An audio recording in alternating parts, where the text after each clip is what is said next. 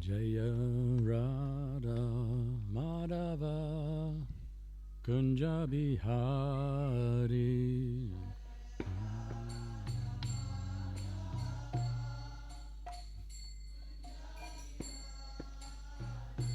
Jaya Radha Madhava Kunja Bihari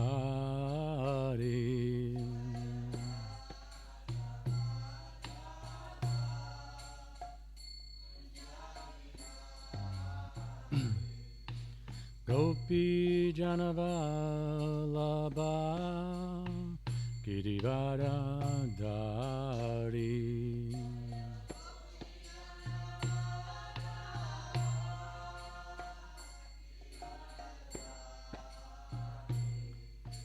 Gopi Janavalabha Girivara Dari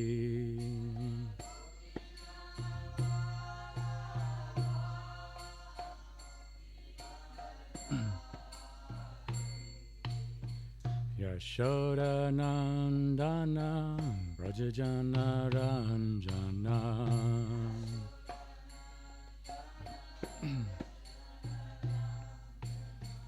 Yashoda Nandana Brajajana Ranjana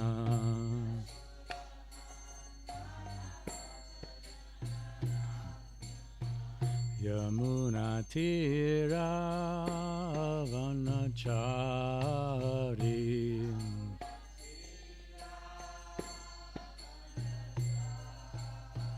Yamuna Tira Vanachari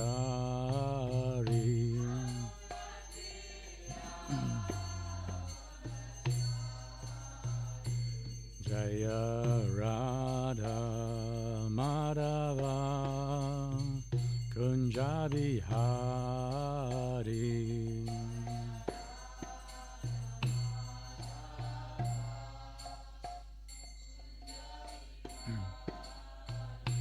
Jaya Radha Madhava Kunja Bihari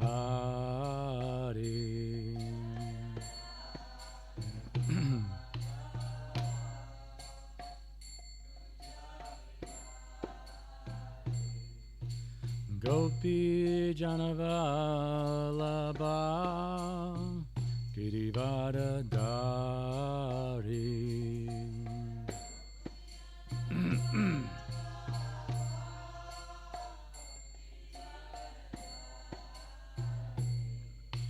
Gopi Janavalabha Girivara Dari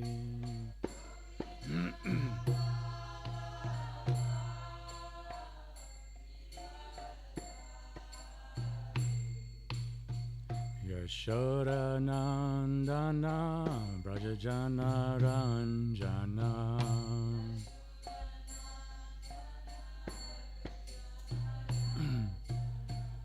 Yashoda Nandana Brajajana Ranjana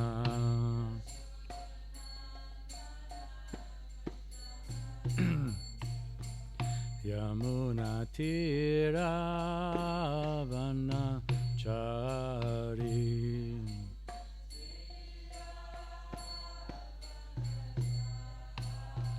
Yamuna Tira Vanachari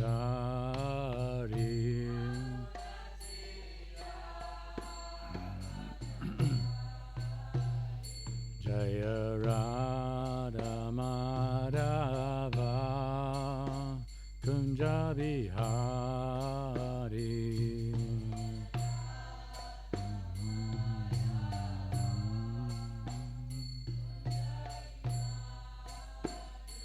Jaya Shri Krishna Chaitanya Prabhu Nityananda Shri Advaita Gadadha Srivasadi Gaura Bhakta Vrinda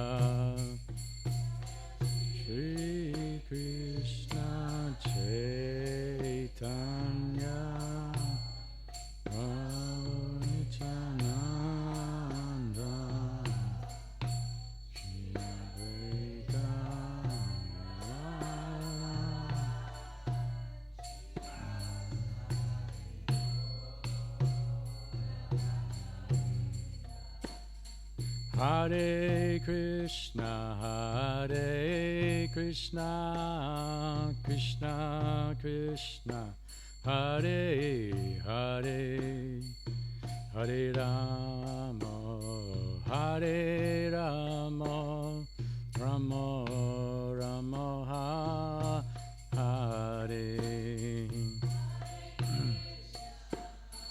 Hare Krishna, Krishna Krishna, Hare Hare, Hare Rama, Hare Rama.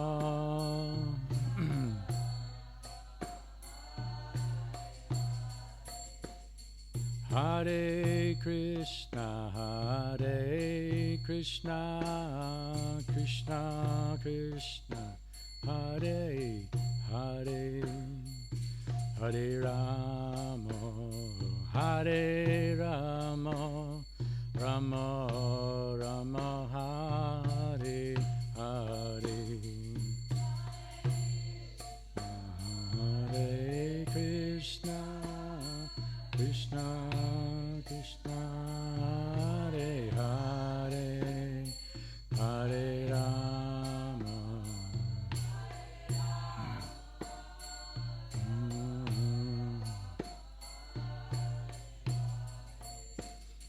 Hare Krishna, Hare Krishna, Krishna Krishna, Hare Hare, Hare Rama, Hare Rama, Rama Rama, Hare Hare, Hare Krishna, Krishna Krishna, Hare Hare, Hare Rama, Hare Rama.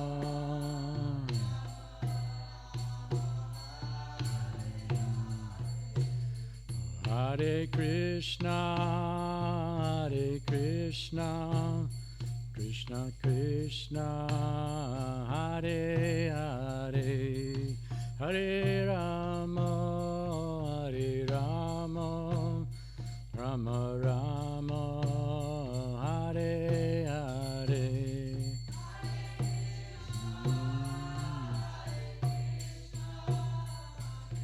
Krishna, Hare Hare, Hare Rama, Hare Rama, Rama Rama.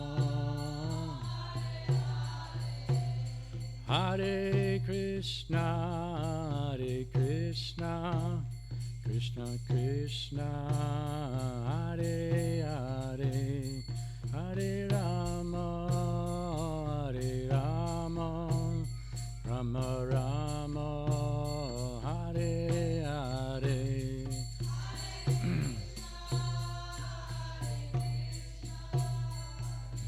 Krishna, Hare Hare, Hare Rama, Hare Rama, Rama.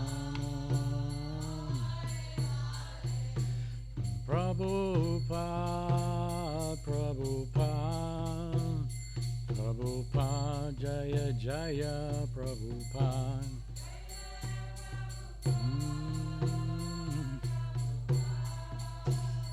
Prabhupada, Jaya Jaya, Prabhupada.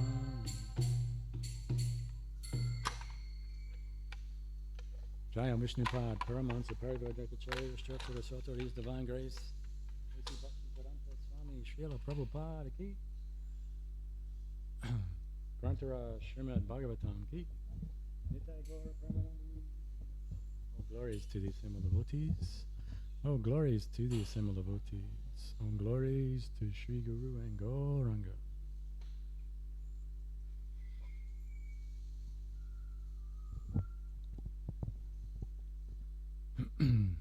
Om Namo Bhagavate Vasudevaya.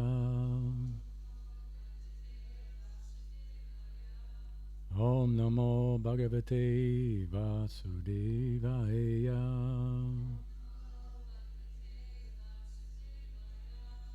Om Namo Bhagavate Vasudevaya.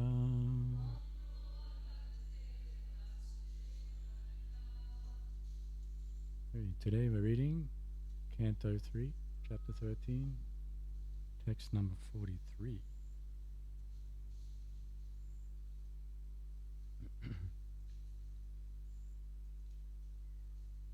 Kashradantitan yatamastava prabhu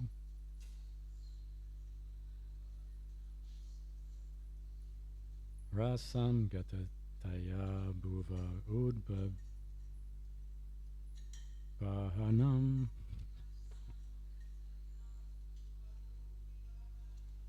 na vishmayo sautavi vishva vishmamaye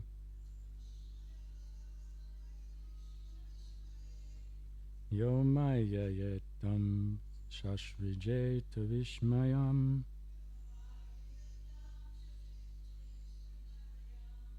kashratitan yatamastava prabhu rasam gitaya bhuva udvibahanam Na vishmamayo sotvayi vishva vishmaye Yo maya yedam shashvijeta vishmayam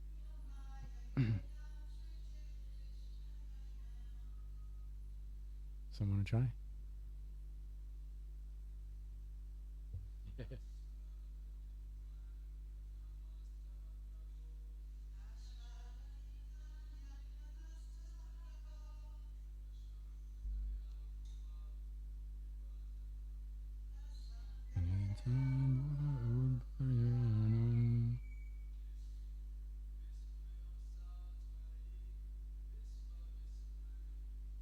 Vishmaya sa vitayit vishvamasmaya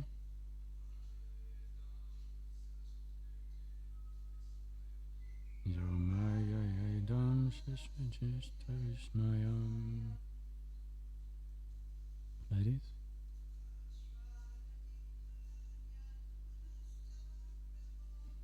Kashrati tvam tamatastava prabhu Rasam gataya bhuva udmayahanam Na vishmamayo taray vishvamasmaye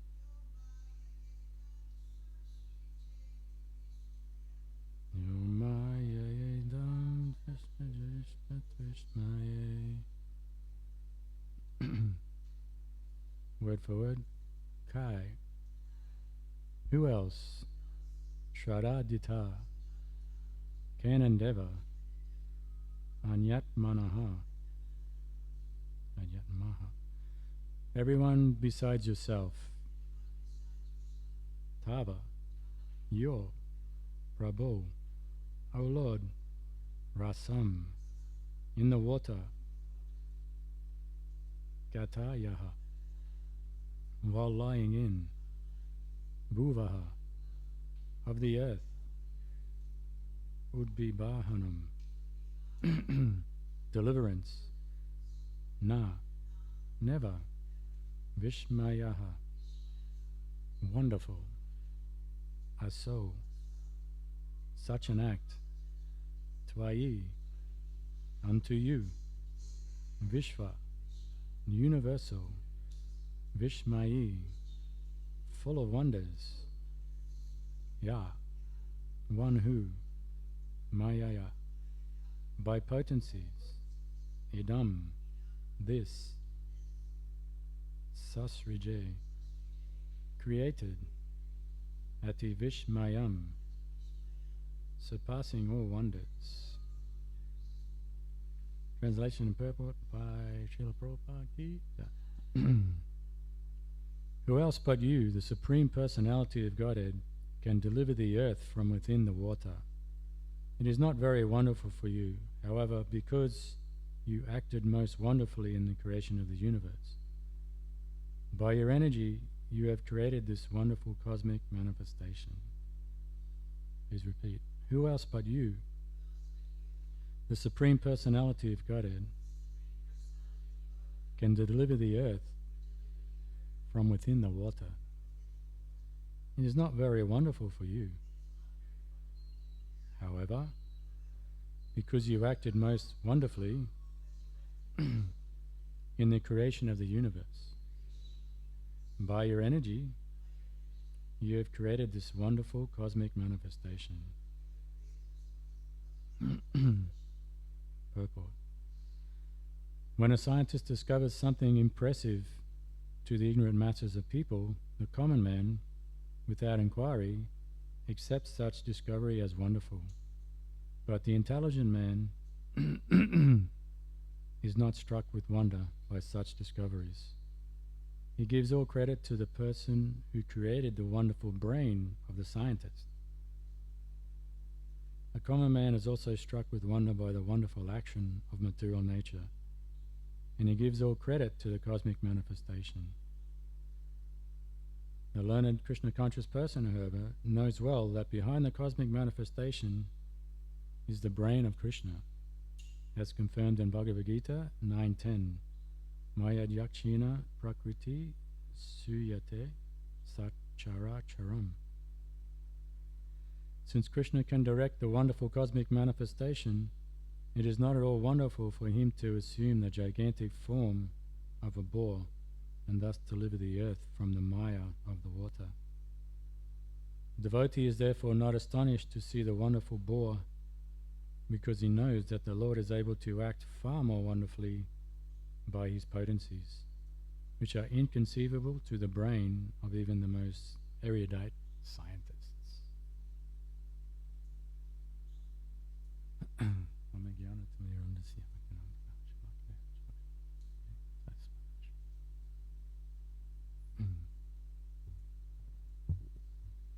Morning, everyone. So we're hearing about the pastimes of Varahadev, when Krishna comes in the form of a boar. And I remember when I first heard these pastimes, it was kind of a little bit strange. It's like, God comes as a boar. But as time went on, we get to realize that Krishna is inconceivable. He's unimaginable to our mundane brains, as Prabhupada is mentioning here in the purport with the scientist. The scientist will discover some natural phenomena in the world, and it'll be like it's the first time it's been observed, or it was the first time this thing has been noted as something, but in actuality it's been there forever, but it's just been seen or measured or whatever it may be, that the scientists have been able to see this particular potency of Krishna. So the devotees, we're very fortunate because we get to see the big picture. We get to see how Krishna's potencies are manifesting in this world. And here, this is one of these occasions where he assumes the form of a boar. And it's kind of, he's very creative at the same time. Like, he could do it in many ways, but he chose to do it as a boar. And, in other pastimes, at the inundation of the Earth planet, chose to come as a fish because there's no water. It's only there's no land. It's only water. So the best place for a fish to be is in water. So it comes in the form of a fish. Not just any fish. Of course, it's got to be an extra special fish. And here also, this form of Lord Varaha, it's an extra special form of a boar. The descriptions are given a little bit earlier in the chapter. Is, he's quite beautiful features. He's got his lotus eyes. He's got his big tusks. He's got his long tail, and he's whipping his tail around. And he's a beautiful color. His body is a beautiful color. So we have, in this conversation, we have Brahma with the sages. And they're deliberating. This is part of their deliberation. It's like, because Brahma was wondering what he was going to do, and in that sort of instance, this little boar appeared within his nostril and then came out and went up into the sky, and then all of a sudden was just manifest to this huge form of the boar.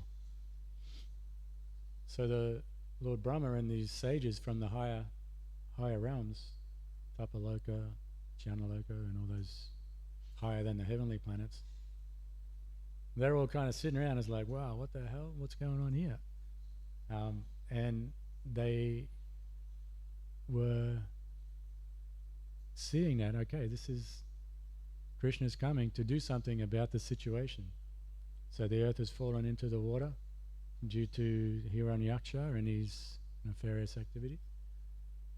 Actually, that's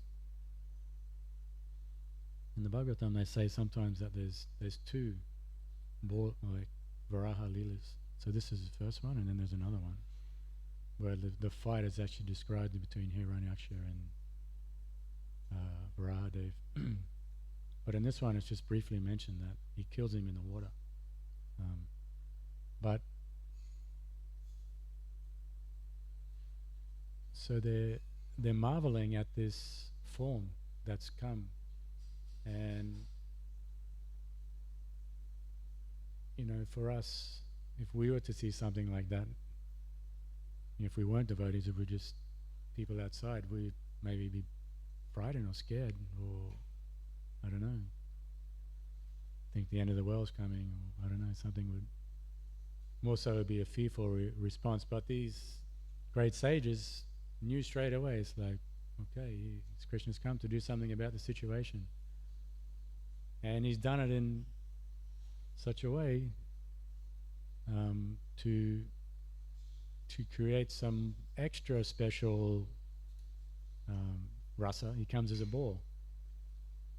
So he dives into the water. He's going around. The water's opened up, and he's found the Earth planet. So he picks the Earth planet up, and he brings it back, and he puts it back into the orbit where it's meant to be. And he's done what he's achieved his goal for what he has come to do in this form of the boar. So then he goes off, or he fights with Hiranyaksha also.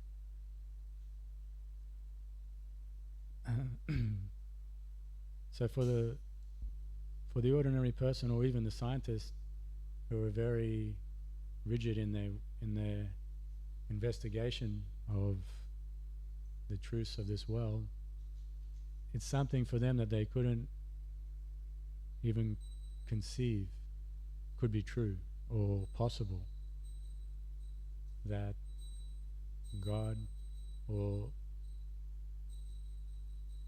could come to this world, for one. Even most religionists don't believe that God actually comes to this world. He's up there, we're down here, we're suffering like anything. He's having a great time up there, and occasionally he looks down and shows us a bit of mercy, maybe, if we're lucky. But in the Vedas, the concept of God is very different. He's very caring, he's very loving, he's here, he's part of what we're doing down here. Yesterday in the Krishna pad, we were talking about all the different avatars. So he's constantly coming himself, or he's sending his incarnations, or his representatives are constantly coming. And of course the time spans are quite vast, so for us, in our 100 years of living, if we're lucky, we may not get to see Krishna or one of his incarnations, or We were lucky enough, Prabhupada was just here not long ago, but we didn't even get to see him still. So these personalities are coming as like waves, as said, like waves in the ocean. So they're coming constantly to give us support, to give us guidance, to give us enthusiasm, to keep moving forward in our spiritual quests. And the Bhagavatam and the Bhagavad Gita give us, these explanations of how to live in this world and how Krishna, when he comes to this world, what he does. So we're very fortunate in this sense that we're able to see, not even the big picture, but the full picture. We see Krishna's hand, as Prabhupada uses the verse from Bhagavad Gita, chapter 9. Does anyone know that verse?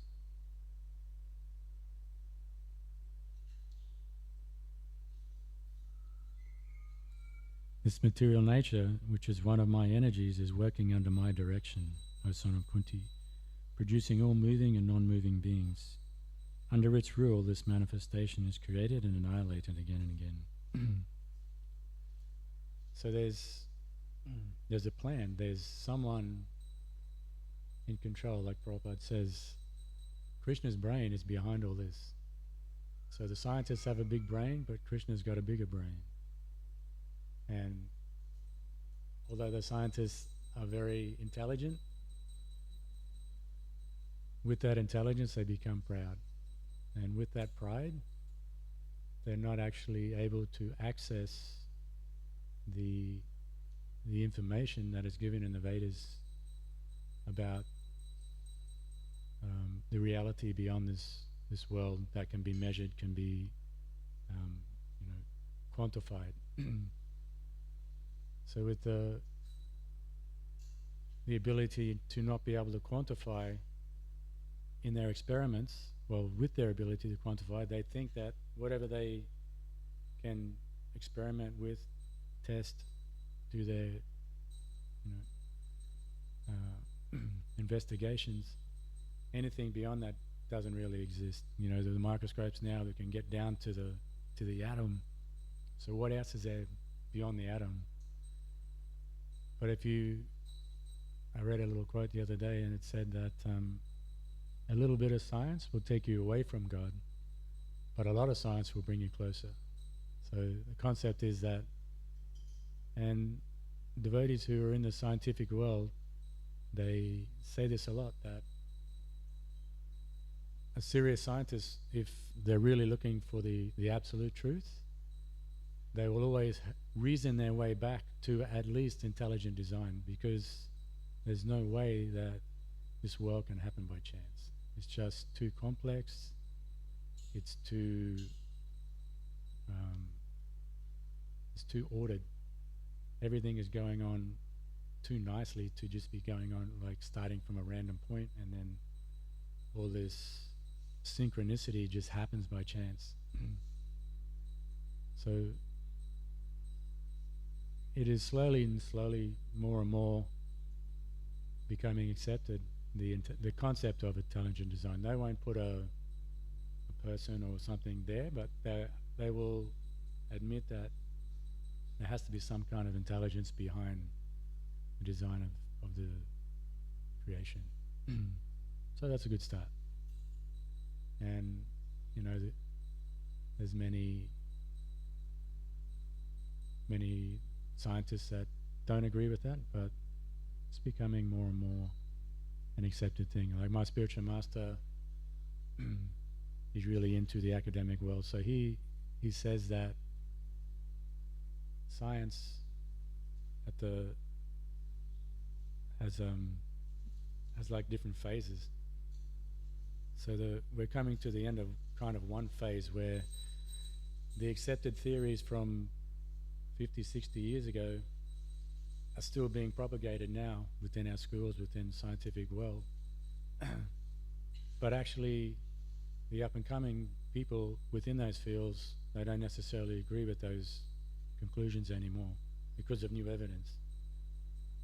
But just due to the circumstances and situations, they just carry on like this is the truth.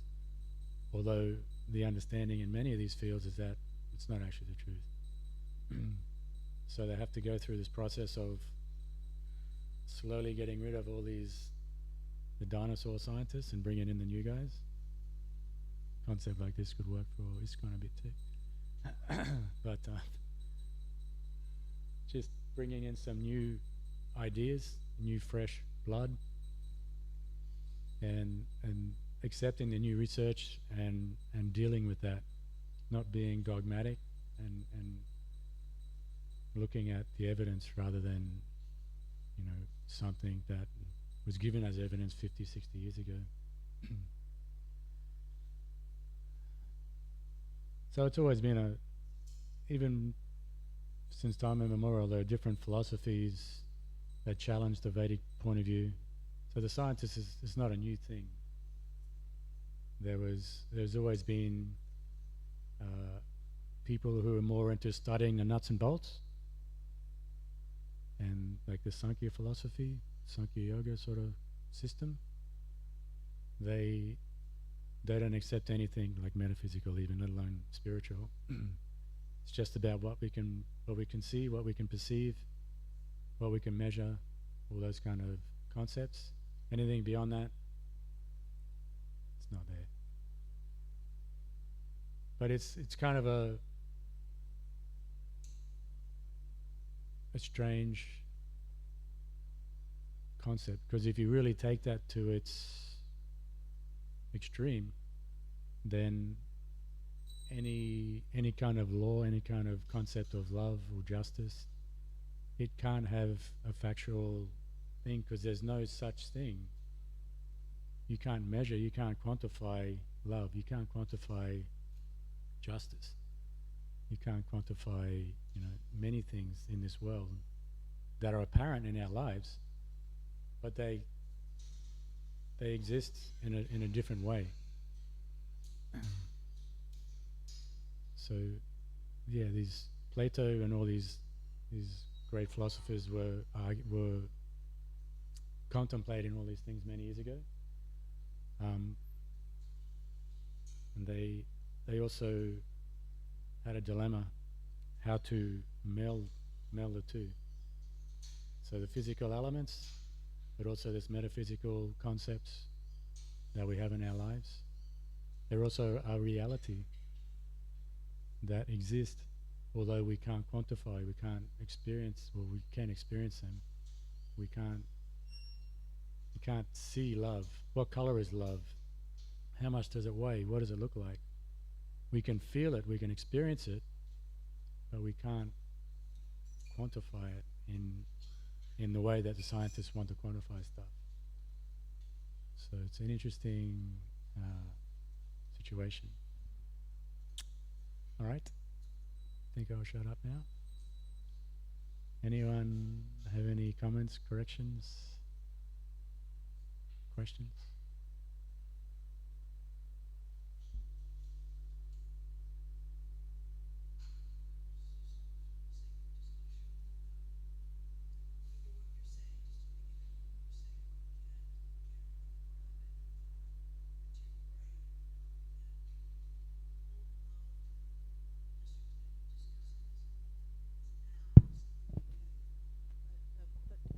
It's really true that the spiritual world is right here present. It's a holographic world we live in, and the only way you can see it is through the heart, through surrendering. And then the veil comes up, and that's not unique to us.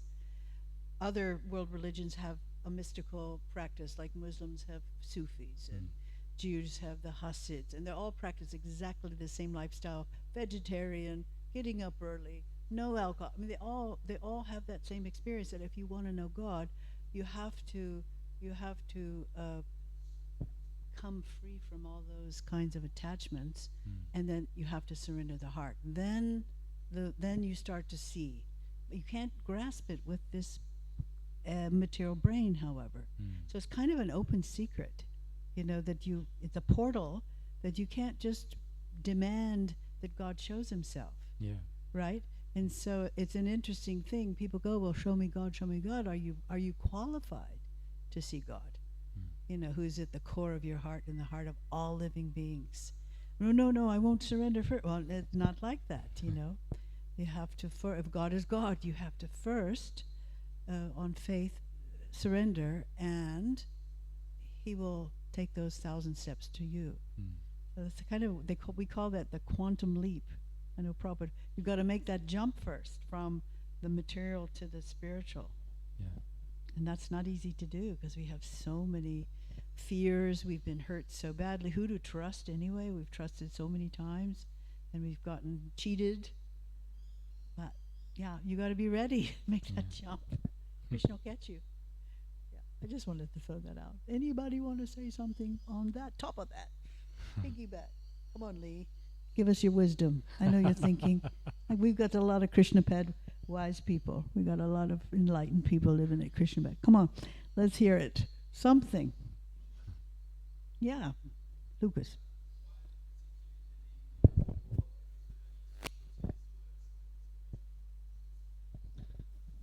Why did he come as a boar specifically? Well, Prabhupada mentions in some purports that, you know, boars normally go into sort of dirty places. So the earth was right down in the middle at the bottom of the ocean. It's kind of a little bit dirty. So the boars, they're at home in that kind of environment. So Krishna came as a boar like that. But just on Rambaru's point, I think one of my favorite verses in the Bhagavad Gita is, you know, when Krishna says that he reciprocates with us accordingly, according to our level of surrender. So the more he can't push himself on us. So again, there's this concept of the veil and having a practice and coming closer to Krishna or God. We have to take the steps. We have to do what we got to do, and then he can reciprocate with us. And according to how much we give, then he reciprocates accordingly. That's his words. So it's kind of very, you know, he's kind of like waiting for us, like, come on, guys, hurry up, but, you know, we're all like, all hurt and scared to give ourselves to Krishna. But in that process of doing that, you know, Krishna will give us more than we can imagine.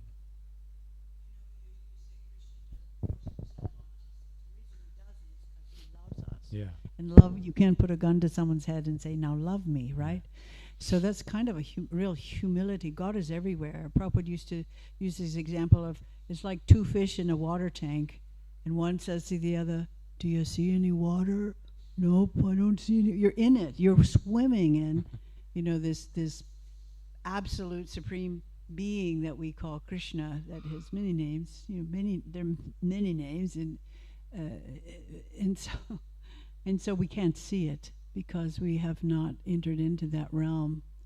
And it's actually easier. It's simple, but it's complicated when we, you know, when we have doubts, which is why we have these classes, so we can ask questions, get our doubts sorted out.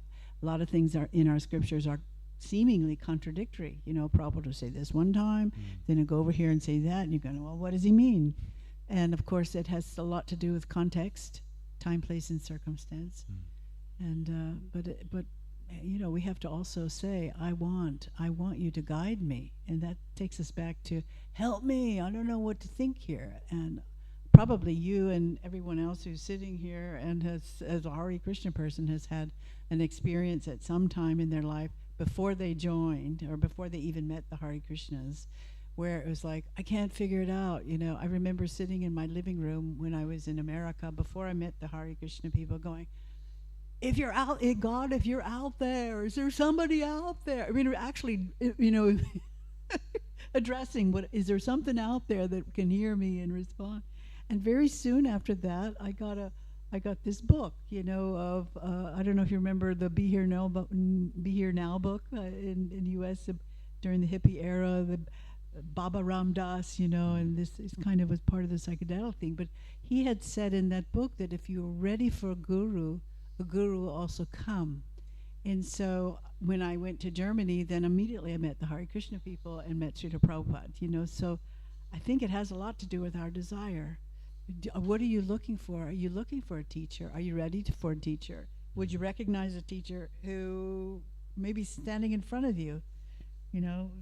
Often the pure devotees, as you said there, or Krishna, when he comes, people don't recognize him at all until they're gone. I mean, when Jesus was on the planet, maybe 100 people, if that, recognized him as an enlightened being. They didn't get it till after he, was crucified. Until same thing. Yeah, a lot of people met Prabhupada, but whether they really understood who this person was, and if it passes you by, you've missed the boat, kind of.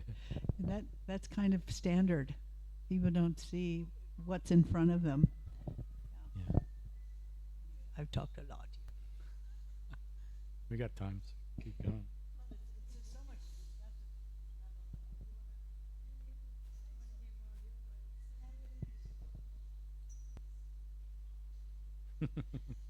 Better to hear from you than me. What? You have a question?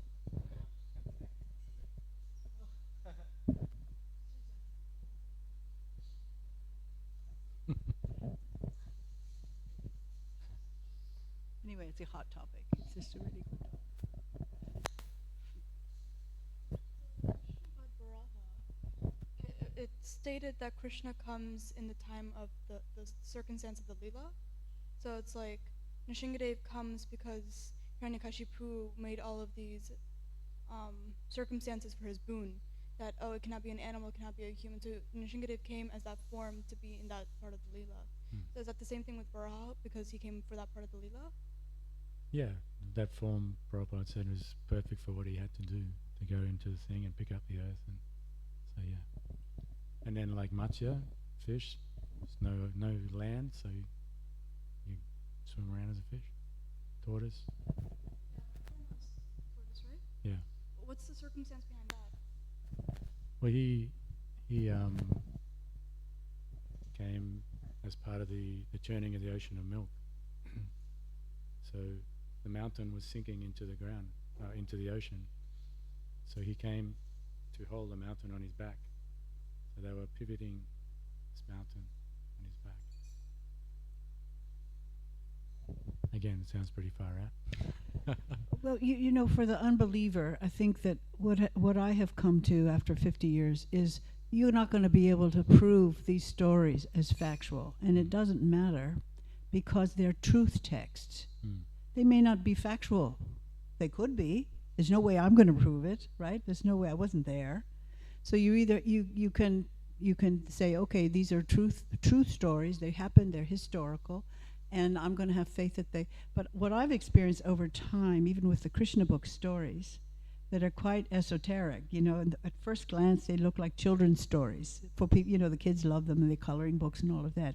But over time, as one's heart becomes purified, there's a whole new meaning to that. You start to go, oh, the way I have understood this is on a bodily platform, and therefore I have misunderstood. And over time, though, the curtain goes up and you say, how did I not see that? And the same thing in terms of the Varaha story and all these incarnation stories. I have, it's more important than figuring out, well, why did God come as a pig and this and that? It's about that God appears in a way that, in the whole Bhagavatam is about appearing. How God is appearing in so many different ways, and how things are not the way you think they are. What we think is real is not. This is the appearance. The whole thing about our false perception is we can't see God in front of us because we have projected mundane stuff. So if you really understand that God is in the trees and God is in the flowers and God is in the cows and then you start to see, oh, I'm actually in the spiritual world. What's missing is my awareness. I'm not conscious of it. And that's the switch, is that Vrindavan is all around us. It's just you that you're not in it, because it's your consciousness that is holding you from entering into that realm. And so, in my experience, now is the time to enter into Vaikuntha, and that at the point of death, that will take you to that place, because your consciousness is what takes you somewhere, rather than getting busy with, oh gosh, I mean the fish, and all, there's more to the story than I think what appears to be. Sure. And so we just have to keep going and purifying our hearts and keep chanting and on faith, trust that when you're ready, you will understand. And it happens like that. Just hang around. You said that obviously everywhere would be the spiritual world, but our awareness isn't there. But how would you how would that work with things that are like man-made, like microphone and stuff like that? Like because the spiritual world, with Krishna and all his lila and stuff, it's all kind of like cows. Yeah, like electrics and like solar panels and stuff like that. You don't see that. Okay. In our tradition, the different spiritual doesn't mean non-physical. Anything we use, a microphone, a toilet, a metal bar, everything is spiritual if it's used in Krishna service. So why not solar panels? Why not a microphone? It's when we use it for mundane purposes or for things that are not glorification of Krishna that it's not spiritual. So we're thinking, we have this dualistic idea that, physical things are not spiritual, but we would interpret it differently in the Vaishnava tradition, that everything, marble, glass, everything that's used for Krishna is spiritual. So it's not like you're thinking, this is metal, that's not spiritual. It becomes spiritualized when we use it for Krishna. Does that make sense? A little bit. Okay, keep chanting. It's just now coming. So to marry a couple of ideas together, so is the chanting like a key that unlocks this holographic realm through the heart portal. So you hear the chanting, it goes into the heart, it unlocks, and the veil goes up. And that's why in this age sound vibration is more powerful than a silent meditation, is because the sound vibration goes through the ears. In this age, are we having dinner in the back here? The sound vibration goes to the ear, like you can read silently, but more powerful to read out loud, because when you read out loud, that sound vibration goes in the ears and cleanses the heart. And this is why oral reception is more powerful than just silence. Silence is something, and you get a partial realization of God through silent meditation and those practices. We would not deny that you have an experience of eternity, light, and love that's there, because that's Krishna's effulgence. But we would say, if you want to actually see the whole picture, Bhagavan, in truth, you need to call out. This is why we're crying out when we chant, when we do kirtan. This is what they're doing in the spiritual world. And it's not just the Krishna people who say that or have realizations of that. You will see that in the Catholic Church, even saints. And there's one saint named Saint Teresa of Seville or something. Never been to India, never knew anything about Krishna and Vrindavan.